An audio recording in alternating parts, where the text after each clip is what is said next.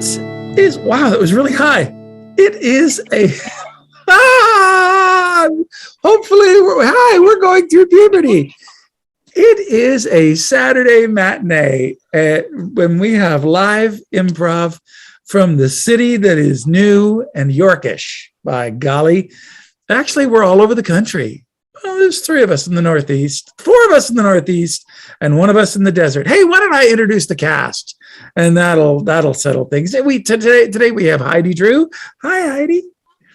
We got Tania. Hi, Tania. Hey. We got Barry. And we got Brian. Hey, Scotty, everyone. And I am your host, Scotty Watson. So we're gonna do a form for you now called That Makes Me Think Of. That Makes Me Think Of gets a suggestion from the audience, which I got earlier today from the interwebs. And it begins with a monologue. There's a short monologue, a 1-minute monologue. And then the next thing that happens is a scene that is inspired by that monologue. They're not acting out the monologue. They're just inspired from something from that monologue.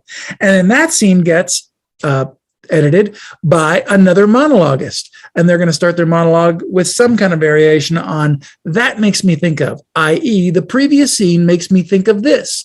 And they're going to talk for a minute. And it goes like that. So we start with a suggestion and we work all the way down so that we get this group idea of what it is that we think of this suggestion.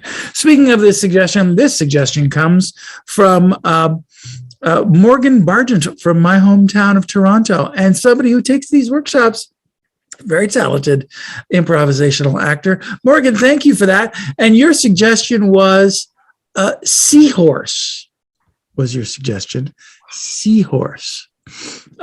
So now what I'm going to ask is that the rest of the cast turn off their cameras, turn off their microphones, and we play a rousing game of That Makes Me Think Of.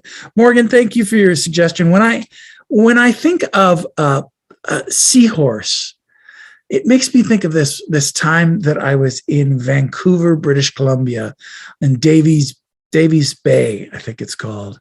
Right there. There was the ocean.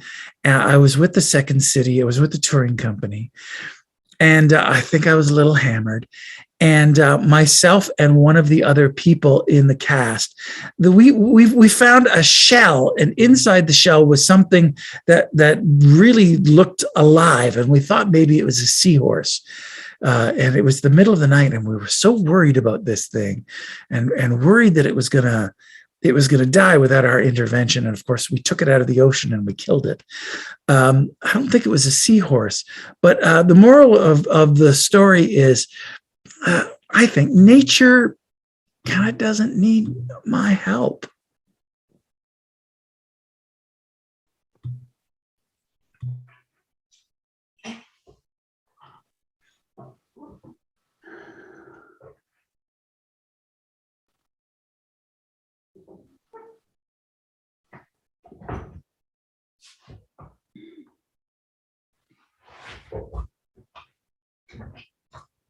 I love beachcombing with you, Alex. It's so much fun.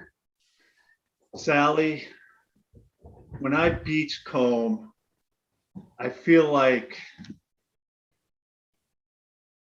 a beautiful breath comes inside of me when I'm with you, putting my hands in the sand. I know, and I think this might be the tail of a seahorse. It's all dried up, but wow, check it out. That is dry, and it's crumbling a little bit as I'm rubbing it. Alex, don't rub it too much. I was going to keep it. I'm getting very nervous holding this. I don't want to ruin this. Here, I'll take it. There you go. Yeah, I don't think it's worth keeping. Oh my gosh. I can't believe you just threw that. That was a symbol of our sea comb together. We never throw things, we keep things. Like our relationship, me and you. Yeah, The thing is, I have no pockets to keep anything in. Because you have no pockets, that's why you don't have any sea combs. That's true. That's true. And I just feel like this is a waste of time that we go sea combing. We spend all this time, you find these beautiful dried up sea combs and you just throw them over your head. That makes me feel sad. Gosh, I'm sorry, Alex. I just do it so I can examine the interesting nature of the beach. You're right. It is about the interesting nature of the beach. And because of that, I want to continue to sea comb with you. Okay, great. Just let's walk along a little bit more. That sand in the toes. I get a warm feeling up in my body when I'm with you and doing this. Yeah, I know. In fact, we could just go over on the sand and lie on the warm sand. Yes, that sand, look how the sun is just sparkling on it. It's just waiting for us to lay on it. I think so. And I'm waiting to lay on it with Take my hand and we're going to lay on it together. Okay, great.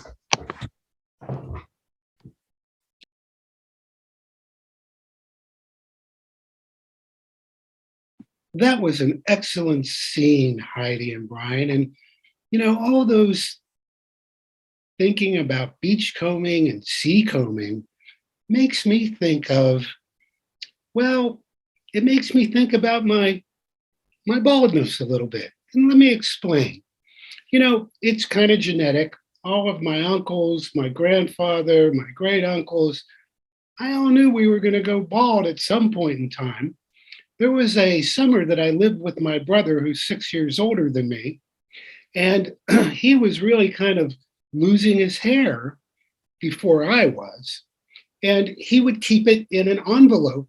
I don't know what he thought he was going to do with it, but I thought I'd help him out. So I went around the apartment we were living in and kind of lifted every hair there was and put it in that envelope. And, went into the shower and saw the hair around the drain, and I put it in that envelope. And I guess he just thought that, he was losing more hair than he really was. I love my brother, I really do. And I never really told him about anything like that. Never. Didn't tell him at all.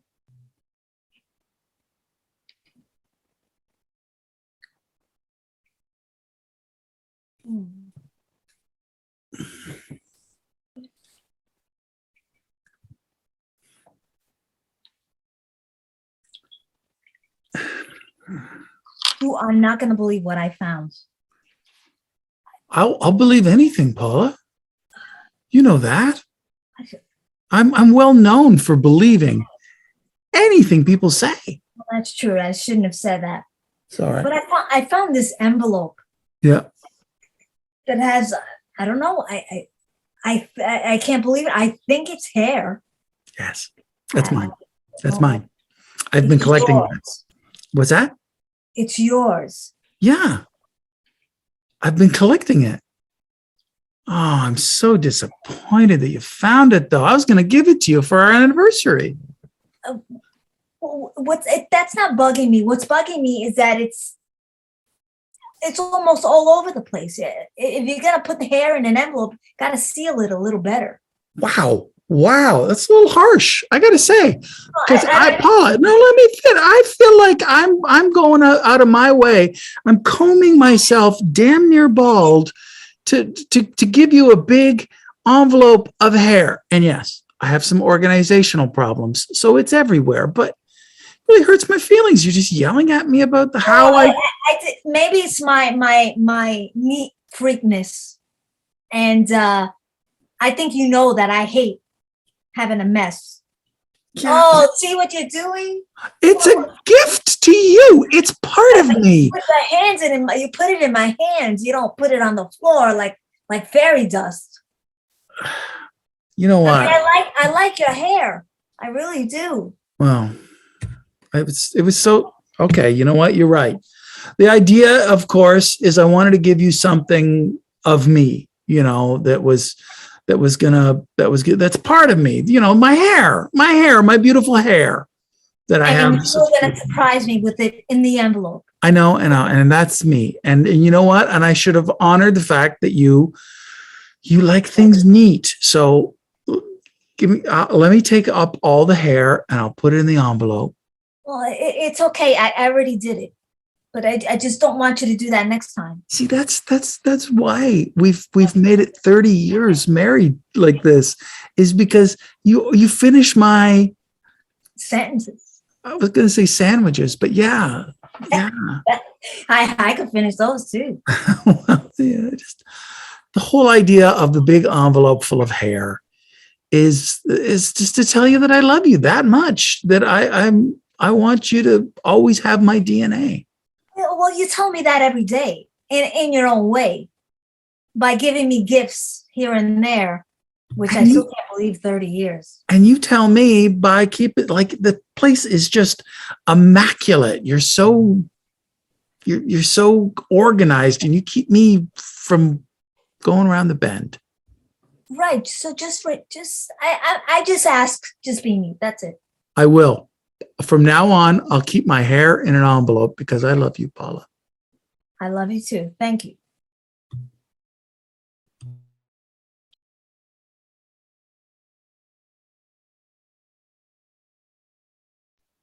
Scotty and Tania, wow, that brings so many memories.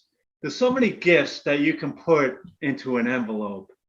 I remember when I was 15 years old and I was in a camp, and the camp food had a regimen of what you had to have for breakfast and for dinner, no snacks or anything. We were ready to go into it. It's like a military camp. So my brother, Bo, back then we didn't have any emails, anything like that, but what we did have is envelopes.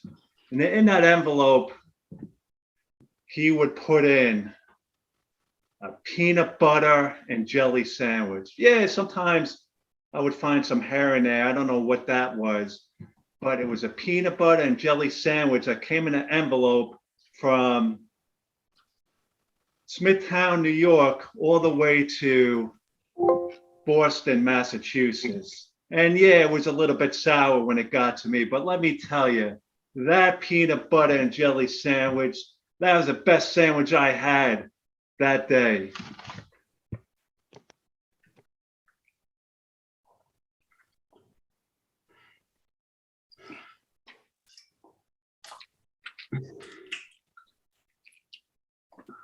Charlie, I love these peanut butter and jelly sandwiches. Oh,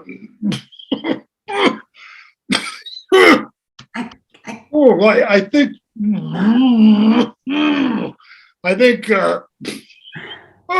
Veronica just got stuck right in my solar plexus there. Charlie, hit your chest. Bang on your chest, Charlie. Oh, Veronica. Oh, Charlie, you're turning me on. Make my move. Oh, you're turning me on, Charlie. Oh, I got some of those. Here, let me. I got a really nice hook there. Hold on. Oh, I'll get it out. I'll get it out for you. Okay, there you go. Oh, much better. Back? Here, take it back now. It's right there. Okay, there you go. It's all yours. Yeah, these raspberries. That's raspberries, jelly. Raspberry. Oh, I love raspberry. See, it's getting my teeth, Charlie. I think raspberry jelly is the best. Oh. The best. But it gets in my teeth. Yeah. Yeah. That's okay. I love your peanut butter and jelly sandwiches. They are so good. I don't know how, besides the raspberry jam, you make such delicious sandwiches.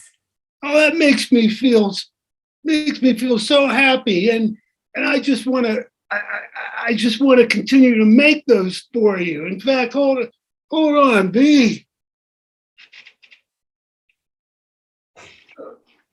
I made 672 peanut butter and jelly sandwiches for you. Charlie, I guess I have to give these to the kids at my school because there's no way I can eat 642 sandwiches, but thank you. 72. Charlie. 672, yeah. Oh, that makes it so much better. I mean, There's blueberry, there's strawberry, there's raspberry, there's marmalade. There's some orange marmalade in there. Oh, I'll give those to the principal. I hate marmalade, but can you freeze sandwiches? Because I would freeze all these just for me, Charlie. Oh, yeah, and hold on there, Veronica.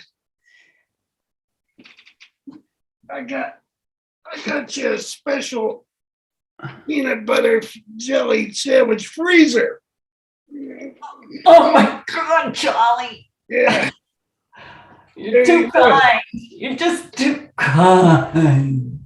Oh, careful now. Careful. Yeah. Okay, good work. Wow. Thank you, Heidi and Barry. Wow. That reminds me, what you just did reminds me of the first time I ever went on a date with this really, really, really cute guy that I liked a lot. He was a stranger, but it was like an online dating thing. And he supposedly his brother was a famous chef. So he took me to a restaurant on the first date. But apparently this restaurant, all they served were like peanut butter and jelly sandwiches, which is okay. But, I'd like a steak or even a hamburger or something. But this guy was famous. He made them. He even cut them like the crust, and he cut them in triangles and made them real nice with parsley on the plate. And it was just weird, but the guy was cute. So what am I going to do? So, okay. So here comes the sandwich. I ate the sandwich and I actually really liked it. And I guess the rest is history because I married him.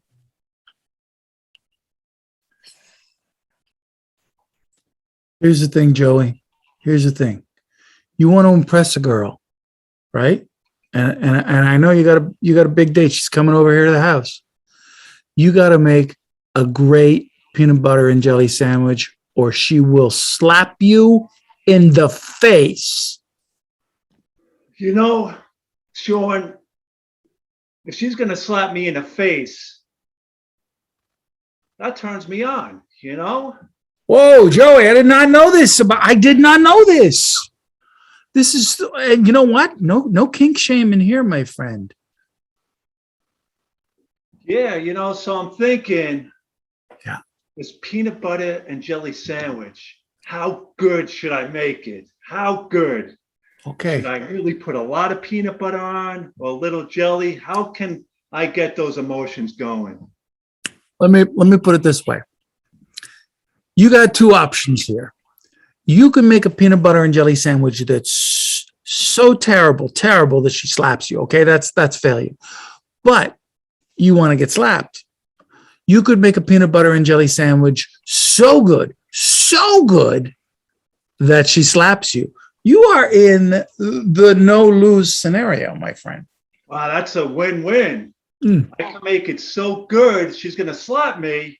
I can make it so bad where she's going to slap me as well. Either way, I get slapped. Yeah, but you want the good slap. You don't want the bad slap. I mean, there's good slaps like you want. There's bad slaps followed by the slam of a door. You want a slap smooch, not a slap slam. Yeah, so I'm thinking, if you can teach me, Sean, and I'm watching you as you make that and eat that, and it looks like it's good, It looks like it's good. So it looks like I'm going to get a good slap.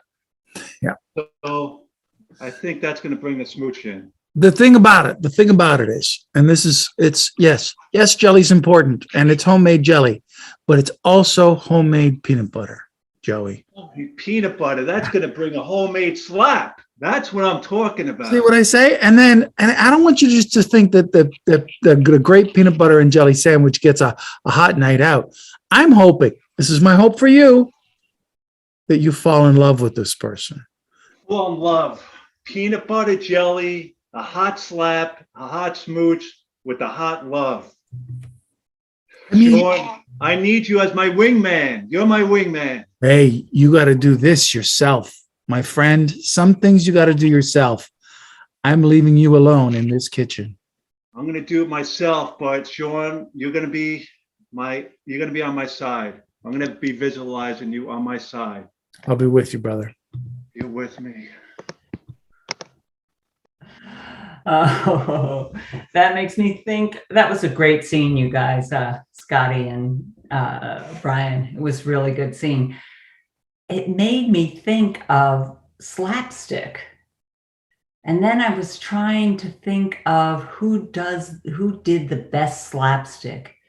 And then I was thinking of slapping, and it made me think of the Little Rascals and how when they were punished, I think it was Alfalfa would put a book in his pants so that if they were going to spank him, which is a slap, he wouldn't get hurt. The person who was hitting him would get hurt by hitting the book.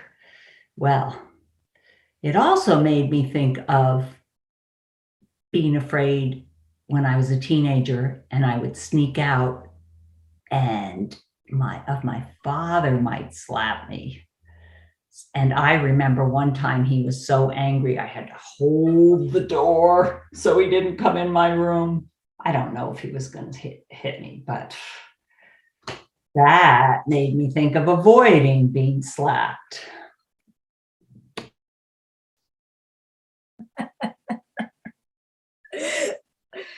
Oh my God.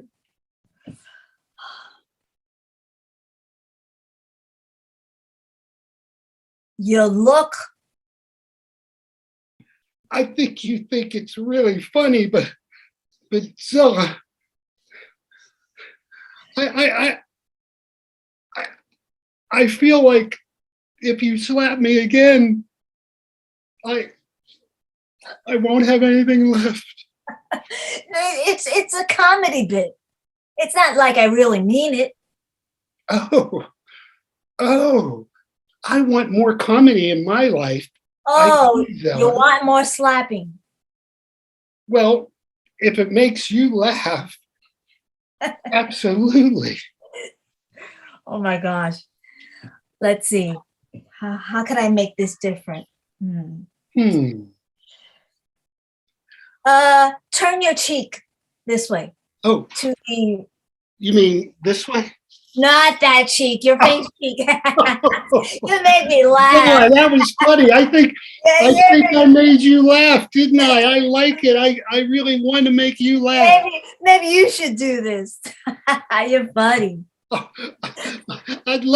really would love to slap you around. Oh, yeah? Yeah, Zella. All right, let me just try something. Let me see the left cheek. Face. Oh. You see? Yeah. I caught it. I'm a little slow, but I got it. No, I don't think you're slow at all. I think you're pretty fast on that slap. You mean like this? Oh!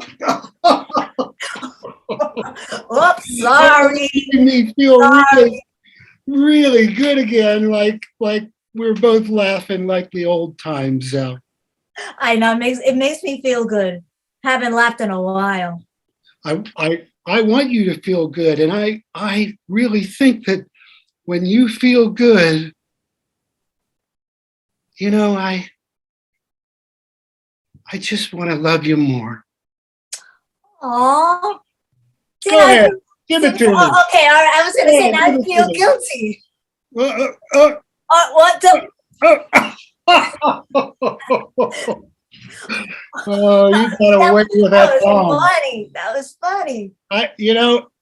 I feel like when that palm hits my cheek, it's just a love slap.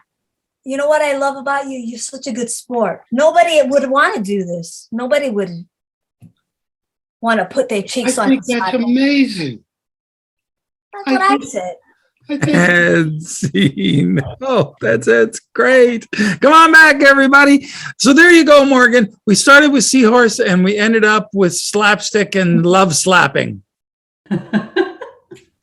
Thank you very much for the rest of the cast. I want to thank Tania and Barry and Heidi and Brian, and most of all, thank you for watching Improv on a Saturday afternoon. Hey, well, we might be back with more. I don't know. I'll let you know.